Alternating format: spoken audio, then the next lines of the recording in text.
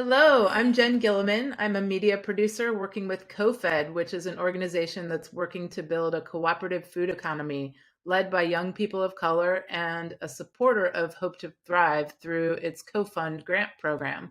I'm here with Joy Williams, who's the founder and executive director of Hope to Thrive, an organization that helps families to move through poverty and thrive. To find out what they do, how they do it, and how everyone listening and watching can get involved. So, Joy, nice to meet you. Hi, Jen. Can you tell me a little bit about kind of the origin story of Hope to Thrive? What inspired you to start it? I actually started Hope to Thrive when I was in divinity school. So that was around 2017. My father had just passed away in 2014. And I remember my older sister looking at me and saying, Joy, take the tears and let them grow the seeds that he planted in all of us. My dad was a huge community advocate. He was a gardener. He was a woodworker. He did lots of things by his hands. He made bread. He made all these really cool things, kites from scratch from newspapers and little like wooden poles. And so I did just that.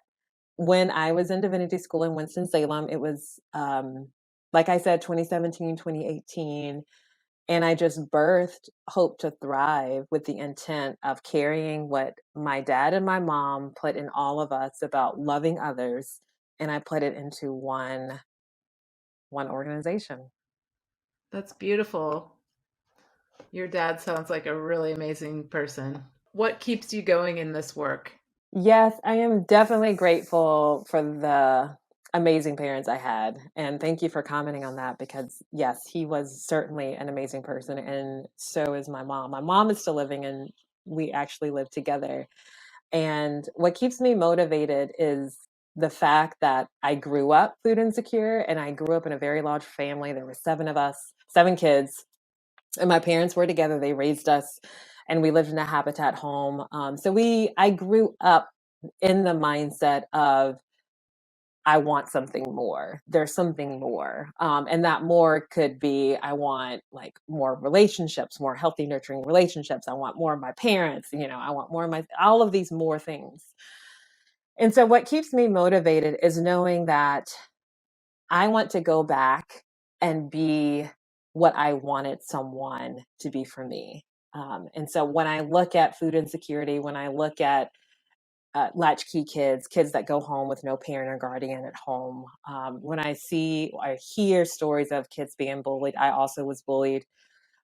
My heart is like, that can be stopped. And I know how much I wanted someone there for me. Um, and so I guess the hope keeps me motivated in doing the work because I know a change can happen and I want to be part of that change. Oh, I wish there was more of you in the world. Thanks. um, There can be actually. yeah, and that's Let's make it happen, that's what Jen. you do. You're paying it forward, and those kids are gonna take a little bit of that with them, in their journeys. So what does Hope to Thrive actually do now, and like who specifically do you serve? So right now we have a couple of different initiatives going on, and just like everyone else, we had to shift during the pandemic. And one of those shifts was addressing food insecurity. So, like I mentioned before, I was in divinity school, and so I was very much dependent on my meals at school because I wasn't working as I was doing my master's degree. And so when the pandemic hit, the school would not allow us on campus. And so all of the usual meals that I would get just suddenly stopped. And there was a church at the top of the hill down the street that I live on. And the coordinator, and we had talked over the different potlucks that I was doing in the community to kind of foster social capital here. And she called me and she said, I have all of this produce. Our pantry stopped. Do you know anyone who needs it? And I was like, oh my goodness, Carol, I need it. And so she was like, well, we have a lot. So can you do me the favor and reach out to anyone else that you may know? Because we have like several hundred pounds of food that needs to be given away that we no longer are doing because of the pandemic. And so I had a database of about 20 or 30 homes that were in the area, as well as my divinity students and friends of the work that I was already doing around health and well being. So I have a master's of public health degree, and so my mind is always thinking about how to get people healthier. And so I had this database, and so I called people within that database and sent an email out. And within minutes, I got like at least 10 or 11 families saying, yes, we also need food. And so I called her back and I said, Carol, I have 11 households like saying yes. And she was like, well, don't come here. And so I said, well, just bring the produce down to my front yard and I will distribute it and I'll just have people come and pick it up. And so that's how we started the food pantry with Hope to Thrive. It was the fact that I was meeting a personal need and I was meeting a network need of people like within my network that soon became meeting a community need because other people would stop. Other people would tell other people about what was happening here, and they would come and pick up the food. And so now we have grown tremendously so that it's not just me in my front yard. We are now at a location where stationed now at the NAACP at their building here in Winston-Salem.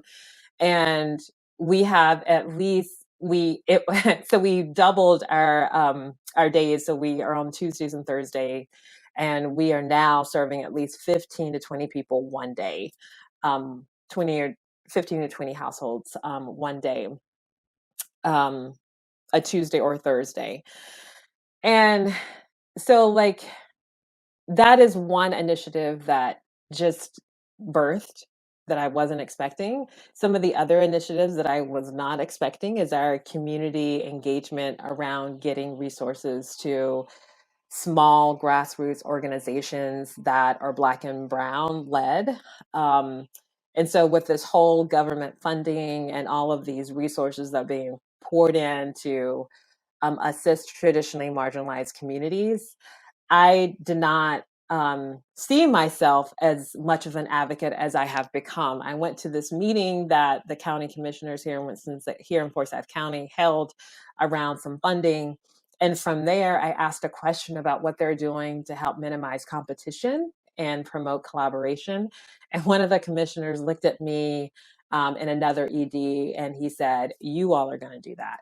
And so I've been building a database between 40 to 60, what we call BIPOC, which is Black, Indigenous, People of Color, led organizations together to try to change the economic environment to make it more inclusive.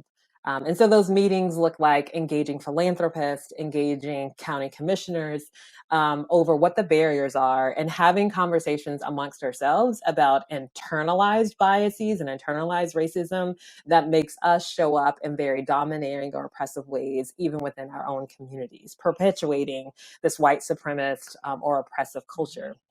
And so that's another initiative. Some of our old initiatives that stopped because of the pandemic, but that we are slowly resurfacing is around faith, sex, and sexuality, that intersection of understanding how one's faith tradition or ideology really does have a large influence over how you engage in physical intimacy and how you identify sexually, and what questions you may or may not feel like you have the right to ask or explore. And so we really just want to create space for people to share their experiences in a non-judgmental way, to be able to just live life having some of those questions answered. And so some of the some of the concerns that we intentionally try to highlight within the faith, sex, and sexuality is the HIV rates, which are still very high within the Black and Brown communities, as well as sex trafficking. I think those two public health issues are still really high concerns that people don't necessarily think about or talk about. And of course, sexual abuse. And so we really want to try to highlight those concerns in a way of, if we stay quiet about some of the most intimate spaces in our life, then some of these issues get to run rampant and they get to be loud in other spaces. So if we want to address them, then we have to create space for people to be able to talk about it honestly and openly without judgment. And we have our gardening program that is attached to our pantry that existed before the pantry even started. That was a part of our elder engagement piece. My mom, like I said, we lived together, and our first grant was her idea. I had put like 5 or 7 ideas within this community grant proposal, and the funder said, the only one we want to fund is that one. And that was the one that my mom said offhandedly, Joy, you should put a program in there about how to engage seniors who want to stay home, but give them something fun to do, like listen to music and dance. And so I put it in the grant for her sake. And it was funded for my sake.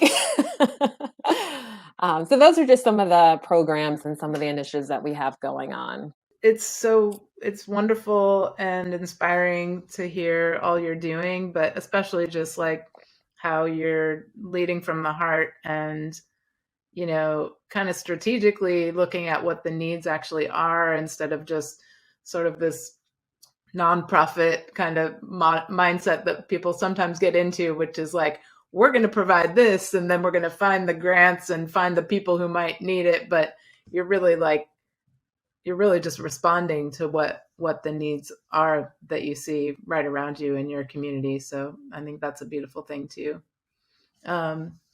Where and when do you see the magic of what you've created with Hope to Thrive?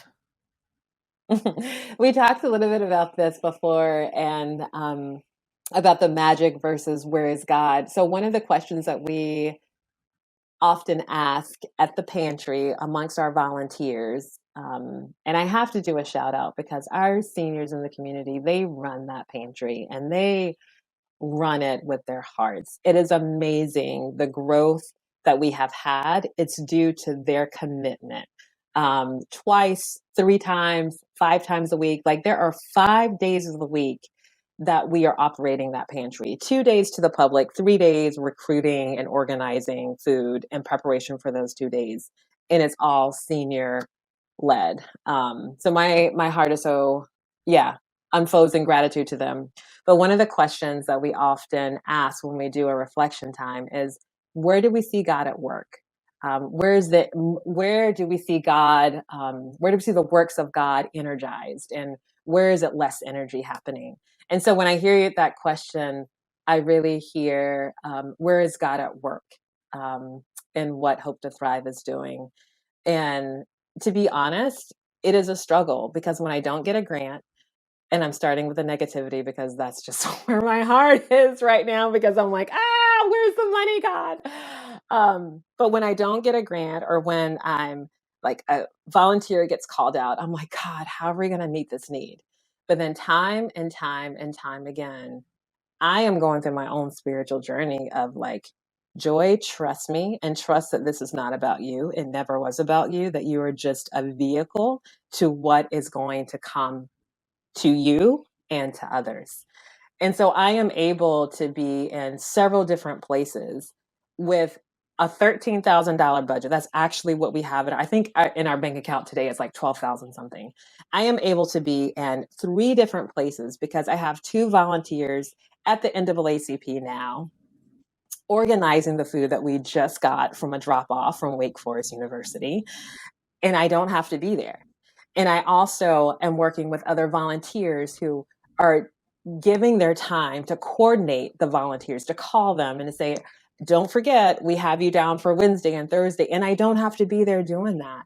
And I am so grateful. And I'm telling everyone, when I say that we're not funded, it's not like, oh, woe is me, we're not funded. It's like, see what God is doing. Like, see the growth that is happening with people's hearts. Like, these are people that want to serve, and they serve for different convictions, and it's their convictions.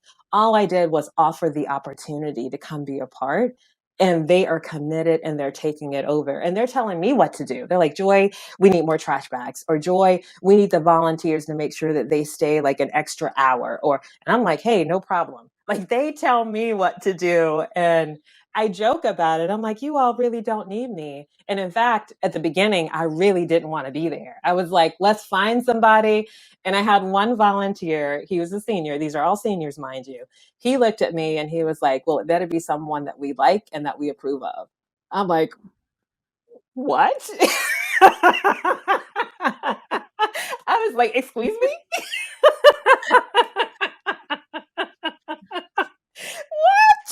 What? But they have said over and over again, Joy, we want you. And so at like January 1st of 2022, I stepped into this role full time with my heart and soul. Before I was like, what do you all need? I'll get it for you. But like, I'm going to go to this meeting. I'm not really going to be here. Like, y'all got it. But they got me straight. And it's a beautiful, I find it to be a beautiful relationship. And I find that is where God is most at work, is the change of character and the change of spirit and the soul healing that I get to receive. We have older men, younger men involved with this program, Black men, mostly Black men. And when I talk to other nonprofits, they share how it's so hard for them to get men involved in community service. And I'm like, that's not our problem. And two, men of color, specifically Black men. And I'm like, that's definitely not my problem. Like, and it's really beautiful because I get to see a tapestry of people that are involved. There's students, there's different ages, there are kids that come sometimes to volunteer with the families. We have biracial families that come and help out. We have white families. And it's in a historically Black neighborhood. So most of the volunteers are Black and they're from this neighborhood. But the amount of traction that we get is cross-cultural, is around different economic statuses. And I'm just really grateful that I get to be a part of something so beautiful and something where I don't have to beg people to be a part of. They just show up and they keep showing up and they show up on different days. Um, so I feel extremely humbled. Um, and I feel very beautiful that, and I know that might be odd, but if this service or if this activity were makeup, I would feel like I'm on top of the world. That's so inspiring. And I love that, like, it's kind of become a thing of co-creation and, working with these folks and having them come back and feel enough ownership to tell you what to do. Definitely. And so how can someone in your community join this effort? Like, what are the various ways that they can get involved and become one of those people that is both giving and receiving by their participation? We do lead with the relationship. So I would say come and be a part with your heart. If you like to cook, if you like to drive, if you like to garden, just come and step in with your heart. And if you're too far away and your heart physically can't be here, we would love to take your money. Um, there's a scripture that says, where your treasure is, your heart is there too. So we will receive your treasure. And if your heart can't be here and if your treasure can't be here, but your talent can, let's say that you're really good with bookkeeping or you're really good with, some type of studio web design or something, we would love to have your talents a part of this in some way as well. There's room for everyone, and I will definitely make room for your gift. Wonderful. Is there anything else you'd like to say before we sign off? Just thank you. And healing comes from the heart, and healing comes first to the individual and then to the community. And as I learn that and I get to practice that, I get to show up for my community in a more whole and wholesome person that can then truly benefit people. So I would just leave you with that thought too, that if you do nothing else, just continue or start your own journey of healing. Thank you. Thank you for being an inspiration and for serving your community in the way that you are. You're welcome. Thank you, Jen, for the time.